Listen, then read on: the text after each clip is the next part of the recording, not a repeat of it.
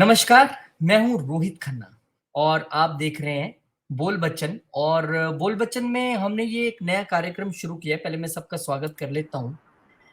राकेश जी, निशित बहुत-बहुत स्वागत है आपका और मैं ये बता दूँ कि हमारे कार्यक्रम का नाम बिल्कुल डिफरेंट सा है, बिहाइंड द सीन्स बीटीएस। तो मैं बता दूँ कि सबसे पहले थोड़ा-सा ब्रीफ कर दूँ क्योंकि बिल्कुल नया चैनल आप जानते भी नहीं है, एक इंट्रो ज़रूरी है। राकेश जी और हुँ। निशित दोनों मेरे पुराने साथी हैं। हमने मीडिया में बहुत समय इकट्ठे गुज़ारा है और 20-25 साल का एक्सपीरियंस सबका है अपना हमारा, डिफरेंट-डिफरेंट चैनल्स, न्यूज़पेपर या रेडियो के हिसाब से। तो हमारे मन में ये विचार आया सर यार खबरें तो सब दिखा रहे हैं, हम भी बताएँगे लेकिन एक अलग अंदाज़ में। लेकिन हम वो पर्दे के पीछे की ज़िंदगी मतलब कि अगर मैं एंकर था या निश्चित प्रोडक्शन हेड थे या राकेश जी क्राइम में थे, तो पीछे की लाइफ कैसे होती थी? आगे तो एंकर आया, मोन्टाज चला और सब खुश हो गए और सब कहते हैं मैंने जर्नलिस्ट बनना है। लेकिन मैंने देखा है जब मैंने अब हायरिंग शुरू की, पहले हम हायर होते थे, अब किसी को हायर करते हैं, तो आने के बाद ना वो बच्चों का मिज़ाज बदल जाता है और 99% बच्चे आते हैं एंकर ही बनने या रिपोर्टर। उनको पता ही नहीं कि और बाकी पीछे इतनी टेंशन है। तो हम इसी पे चर्चा करेंगे। तो सीनियर राकेश जी हैं, पहले उन्हीं से शुरू कर लेते हैं। सर पहले आप ही अपना एक्सपीरियंस शेयर करें कि कोई पढ़ाई तो आपने भी की होगी, कोई नहीं आपने बहुत सारी की है, सॉरी डॉक्टर लगा आगे, गलत बोल गया मैं तो डॉक्टर लगा आगे की तो पढ़ाई बहुत सारी डॉक्टर है, साहब से गलत बात नहीं करनी। डॉक्टर साहब गलत को बात नहीं डॉक्टर साहब करनी, की उपाधि पूरी दो। पूरी दो। तो सर एक स्टूडेंट जब राकेश जी थे तो उनको क्यों लगा कि यार मुझे जर्नलिस्ट बनना है? क्या लेके आ गया आपको मीडिया में? देखिए रोहित भाई आप जानते हैं कि हर किसी को अपनी ज़िंदगी में ये तय करना होता है कि उसको क्या बनना है, उसको क्या करना है। देखो आप जानते हो कि कमाई करने और ज़िंदगी चलाने के 100 रास्ते हैं, लेकिन पत्रकारिता ही क्यों? तो ये फैसला जो है, ये जो एक सवाल था, उसने मुझे अंदर से बहुत झकझोरा। मैंने कहा इन 100 रास्तों में कोई एक रास्ता वो कौन-सा हो सकता है, जो हमें ज़िंदगी की ऊँचाइयों पे भी ले जाए और साथ-साथ अपने लिए रोज़ी-रोटी का ज़रिया भी बन सके, जिसमें मतलब अपना रोज़ी-रोटी प्लस पावर, रोज़ी-रोटी प्लस पावर। रोज़ी, रोज़ी-रोटी प्लस पावर। रोटी और पावर। रोज़ी कौन-सी वाली रोज़ी?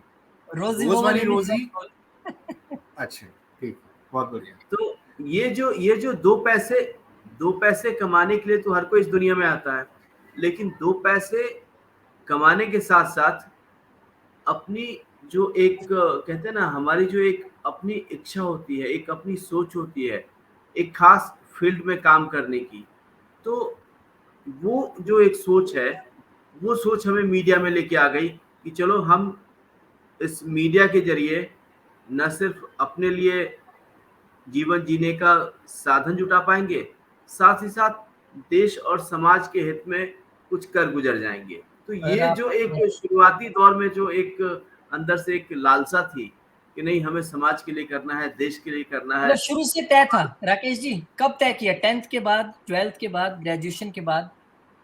ये बहुत इम्पोर्टेंट है। ये मैंने आपको बताऊँ तो ये मैंने ग्रेजुएशन में ये डिसाइड किया था। 12th अच्छा में तो उतना ग्रेजुएशन नहीं सोचा था बट ग्रेजुएशन में आने के बाद हमने डिसाइड किया कि नहीं जी, मीडिया ही सही। हम तो मीडिया मीडिया से में ही काम करेंगे। ये देखिए अब बिहाइंड द सीन आपको सारी चीज़ें पता लगेंगी क्या-क्या सोच के आते हैं, मैं एंड में बताऊँगा। पहले निश्चित के पास चलते हैं। भाई आप बताओ, आप क्यों आ गए इस चक्कर में? भाई रोहित एंड राकेश भाई देखिए, मेरे साथ इत्तेफ़ाक था। हुआ क्या कि कॉलेज में पूछा गया कि जब मैं मास कम्युनिकेशन कर रहा था फ्रॉम जीजीएस आईपीयू यूनिवर्सिटी। उस वक़्त यूनिवर्सिटी थी कश्मीरी गेट एंड कॉलेज था मोती नगर में। तो पूछा गया, सबका सेशन हुआ, सबकी बारी आई, पोडियम पे सबसे जो है ना पूछा गया, Nishit what you want to become. तो जैसा कि रोहित भाई आपने बोला ना कि लोगों को पता ही नहीं था एंकर और बताइए। रिपोर्टर। तो मेरा पहला जो आंसर था वो मैंने बोला कि मेरे को एंकर बनना है। चलिए ठीक है, एंकर बनना है, लेकिन किस में? बहुत सारी बीट्स होती है ना।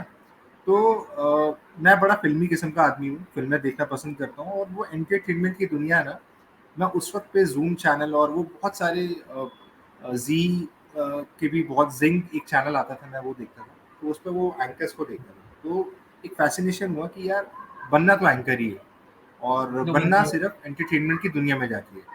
तो एंकर तो शायद मैं जब मैंने ज़ी में एंट्री करी 2005 में, तो इंटरव्यू के बाद भी मेरे से पूछा गया कि आप किस लाइन में जाना चाहते हो। तो मैंने उनको बोला कि मैं स्टार्ट करूँगा रिपोर्टिंग से जो है। तो कुछ लोग थे जिन्होंने सिखाया वहाँ पे, और वो रिपोर्टिंग करते-करते मैं एंटरटेनमेंट की दुनिया में मैंने बहुत सारे एक्टर्स के साथ जो है, एक्ट्रेसेस के साथ इंटरव्यू किया जो है, और सीखा भी, और आज भी सीख रहे हैं। ऐसा नहीं है, सीखने की कोई उम्र नहीं होती, या फिर आप कह सकते हो कि भाई सीखने के लिए कोई टाइम नहीं होता जो है।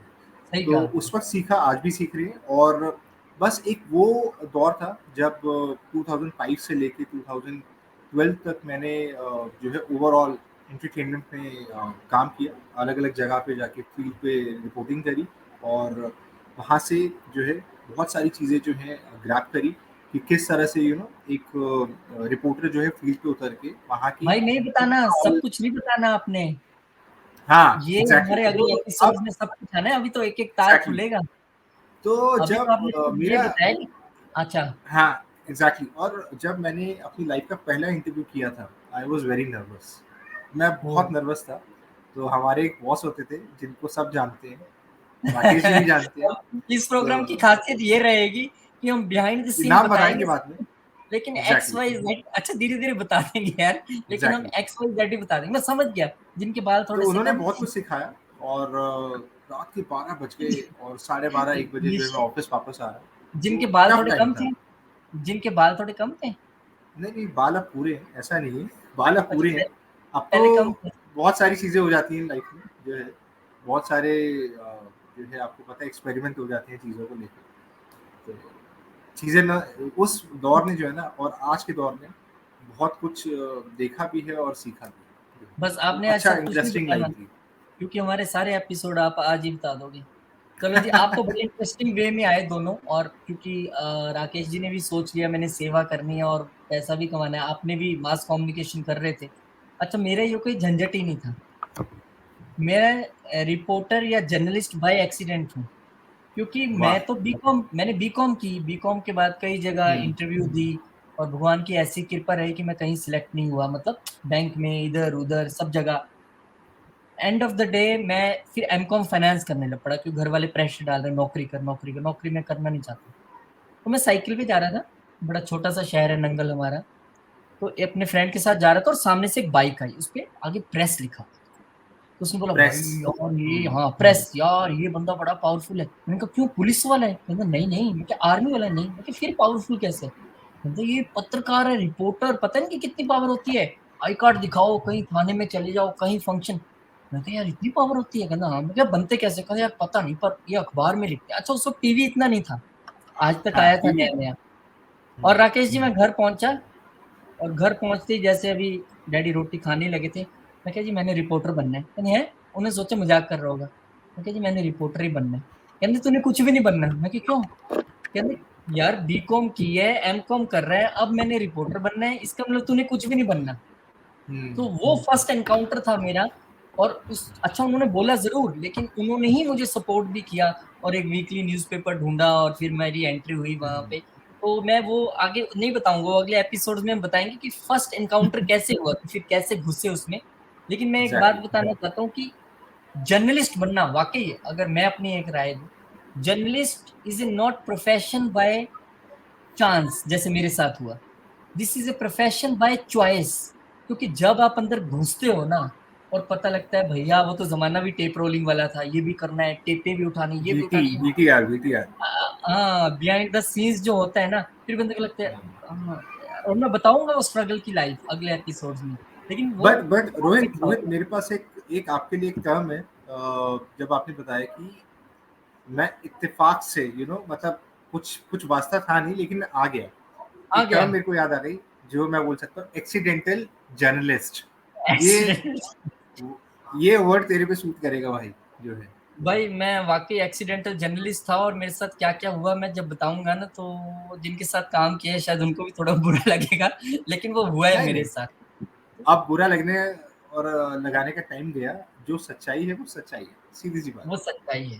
तो हाँ, सबसे पहली देखो बात रोहित तो भाई, ये हमें हमें जो है ना, हमें अच्छे और बुरे की परवाह करनी अब छोड़ देनी चाहिए, क्योंकि हम बिल्कुल। जनता के दरबार में हैं, और हमारा हाँ, मकसद लोगों का एंटरटेनमेंट है, लोगों को वो जानकारी देना है जिससे अब तक वो महरूम रहे हैं। तो हमें लोगों को बताना है, सच्चाई बतानी है, हकीकत बताना है, बिहाइंड द सीन बतानी है, और बिहाइंड द सीन के पीछे जो वो रोचक कहानी है और उस रोचक कहानी से जुड़ी हुई जो कई सारी चीज़ें हैं, वो राज़ हमें खोलना है, बताना है, और इसी मकसद से हम यहाँ खड़े हैं। तो खड़े हैं। अब एग्जैक्टली। हमें इस बात की और राकेश परवाह जी नहीं करनी है कि नहीं, मैं तो किसने क्या बैठा हूँ अच्छा भाई। लगना है, किसने क्या बुरा लगना है। राकेश जी, मैं चाहता हूँ कि ये जो सारे एपिसोड्स हैं ना, एक तो पेरेंट्स को जरूर देखने चाहिए, और जो स्टूडेंट हैं, जो +2 पास होने वाले हैं, जो ग्रेजुएशन के करीब हैं, जो 10th पास होने वाले हैं, ताकि उनको पता लगे कि प्रोफेशन चूज करने वक्त डेस्टिनी स्ट्रॉन्ग, नोबडी कैन, इसमें डिनाई नहीं कर सकते हम, लेकिन हाँ, खासकर बोलना जो चाहते एंकर बनना चाहते हैं उनके लिए। सभी एंकर बनना चाहते हैं भाई। मेरे को आज तक कोई ऐसा एक गलती से बंदा मिला हो जो कहे नहीं, हर बंदा कहता है मैंने एंकर ही बनना, एंकर बनना, एंकर ही बनना है। हर लड़के को, हर लड़की को एंकर ही बनना है, क्योंकि उनके लिए टीवी की दुनिया, अब न्यूज़पेपर की दुनिया सिर्फ बहुत एंकर। कम है। हाँ, वो बस वो जो एक स्क्रीन पे दिखता है ना, जो आता है और कहता है मुमताज चलने के बाद, नमस्कार, सबसे पहले खबर, अब हेडलाइंस पे एक नजर डालता हूँ, यार यही है, यही जिंदगी है। यही अरे यही है, हर कोई पहचानता है। रोहित भाई, जो दिखता है यही वो बिकता है। शो स्टॉपर, यही है शो स्टॉपर। शो स्टॉपर यही है। और उसको ये नहीं पता कि ये जो बंदा स्क्रीन पे बैठा है, इसके पीछे कितने बंदों की टीम है। सीरियसली, हैट्स ऑफ यार उन वो लोगों को। टेक्निकल टीम वो का नाम अनसंग ज्यादा आता हीरोज नहीं हैं। पर एक्चुअली वो सारे यस। अनसंग हीरोज हैं, अनसंग हीरोज हैं, बिल्कुल बिल्कुल। है ना। तो ये बिहाइंड द सीन्स में सबसे पहले तो यही था कि मेरा तो एनकाउंटर ऐसा था कि वो सारी पढ़ाई धरी रहेगी, वो बीकॉम, वो एमकॉम, फाइनेंस सब धरा रह गया, और वो पकड़ लिया गन माइक, आज तक बाजू दुखती है, पता है कितनी लंबी लंबी बाइट देते हैं लोग। तो मैं बाजू भी सोच लंबी हो रहा, गई उसके चक्कर में। बाजू भी लंबी हो गई। और फर्स्ट जर्नलिस्ट परिवार में, कोई दूर दूर से नहीं, कोई अखबार न्यूज़पेपर को पता ही नहीं, हमने तो हाँ, अखबार भी नहीं लगवाई थी, बाद में लगवाई उसके। तो अच्छा, मुझे ये भी नहीं पता था राकेश जी कि रिपोर्टर होता क्या है। मैं उससे बंदे से पूछ रहा हूँ, यार ये बनते कैसे हैं। वो भी बेचारा कॉमर्स का ही था मेरे साथ, छोटा शहर, एक्सपोजर नहीं इतना। कहता है मुझे पता नहीं है, पर पावर बहुत है कहने। अच्छा, मुझे अच्छा भी नहीं पता रोहित, था। बिहाइंड द सीन्स तो चल रहा है, लेकिन एक बात बताओ, हम्म। 16-17 साल की जर्नी तो रही होगी हम लोगों की, जो है ओवरऑल मीडिया की, है ना? ज्यादा ज्यादा होगी, हाँ, ऑलमोस्ट 22 ज्यादा हुई। 20। ज्यादा हाँ। ज्यादा। तो कुछ कुछ ट्रांसफॉर्मेशन नजर आया, लाइक तब की लाइफ में और अब की लाइफ में, हाँ, अगर हम मैं सबसे आज पहले मैं, जर्नलिस्ट हैं या। ये अच्छा क्वेश्चन पूछा। एक्चुअली हमारे में से कोई भी होस्ट नहीं है, we all are host and we all are guest. तो सबसे पहले निश्चित ने क्वेश्चन पूछा, तो मैं ही आंसर दे देता हूँ। मेरे लिए सबसे बड़ा ट्रांसफॉर्मेशन जो अपनी जिंदगी में मैं देखता हूँ, वो दो आए हैं। एक, सबसे पहले तो टाइम देखने की इतनी आदत पड़ गई है, क्योंकि वहां क्या था, 9 बजे बुलेटिन है, तो आपको 8:50 पे मेकअप रूम, 8:55 पे स्टूडियो में बैठ के ऑडियो वीडियो चेक करा देना, इसलिए हर वक्त टाइम टाइम। और अब यही एग्जैक्टली। हो गया है, मम्मी खाना आप 9:42 पे दे देना। कहते ये क्या हुआ। मेरे कहने का मतलब, जो मैं कर रहा हूँ उसमें 3 मिनट लगेंगे, तो आप 9:42 पे दे देना। एक तो टाइम वाली आदत पड़ गई। और दूसरा सबसे बड़ा जो चेंज आया है, क्योंकि हमने इतनी स्क्रिप्टिंग करनी होती थी, इतना सब कुछ ऑन एयर जाना होता था, शब्दों का बड़ा खेल पता लग गया कि किससे नो क्या डाउट। बोलना है, कहाँ क्या बोलना है, नहीं बोलना, और कौन से शब्द छांट के पीछे छड़ देने, और फिर उसके बाद राइट शब्द ही आगे लेके आने हैं। तो रियल लाइफ में वो बहुत काम आ रहा है। वो नो एक डाउट। बड़ा, सबसे अच्छा, सबसे बेस्ट मेरा वो पार्ट रहा। आगे राकेश जी फिर बताएंगे, फिर एंड में खुद राकेश जी। होस्ट। देखिए रोहित भाई, आपने जो बोला कि शब्दों की बाजीगरी, कैसे शब्दों को आगे पीछे ऊपर नीचे करके हम किसी भी खेल में किसी को उभार सकते हैं, किसी को निखार सकते हैं, किसी को पछाड़ सकते हैं, किसी को आउट ऑफ रेस कर सकते हैं। तो ये विधा जो है, एक पत्रकार को बेहतर पता होती है। हम्म। और ये जो तरीका है, जो इस खेल में जितना माहिर है, बाजार में उसका भाव उतना ही ज्यादा है। अगर मैं गलत कह रहा हूं तो बताइए। बिल्कुल। तो पर ये निश्चित, इस इस निश्चित का इस क्वेश्चन इस अभी आपके लिए अधूरा रह गया थोड़ा सा, कि राकेश जी की लाइफ में क्या चेंज आया, जर्नलिज्म, जर्नलिस्ट होने से पहले और जर्नलिस्ट होने के बाद के देखिए राकेश जी में मेरी क्या चेंज। देखिए मेरी सारी पढ़ाई एक तरफ और पत्रकारिता का जुनून दूसरी तरफ। दूसरी तरफ। तो कहते हैं ना कि पत्रकारिता का जो जुनून है, वो मेरी पूरी पढ़ाई में भारी पड़ गया। और मैं अपना विज्ञान की जो पढ़ाई मैंने की थी, उसको मैं अच्छा। किनारे छोड़ आया और मैं पूरी तरीके से पत्रकारिता में रम गया। अच्छा, बीएससी वाले हैं आप। बिल्कुल जी। तो क्या ये बात जो है, है क्या ना, बात ये पत्रकारिता का जो जुनून था, उसने मुझे इस तरीके से, कहते हैं ना कि सिर पे घूम रहा था, कि मैं सब कुछ छोड़-छाड़ के वो इस पत्रकारिता की गली में आ गया। एक ऐसी गली जहाँ पे कि सपने थे, इरादे थे और संघर्ष की वो दुनिया थी जिससे वास्ता हुआ और वो अपना साथी बना, हम उसके साथी बने।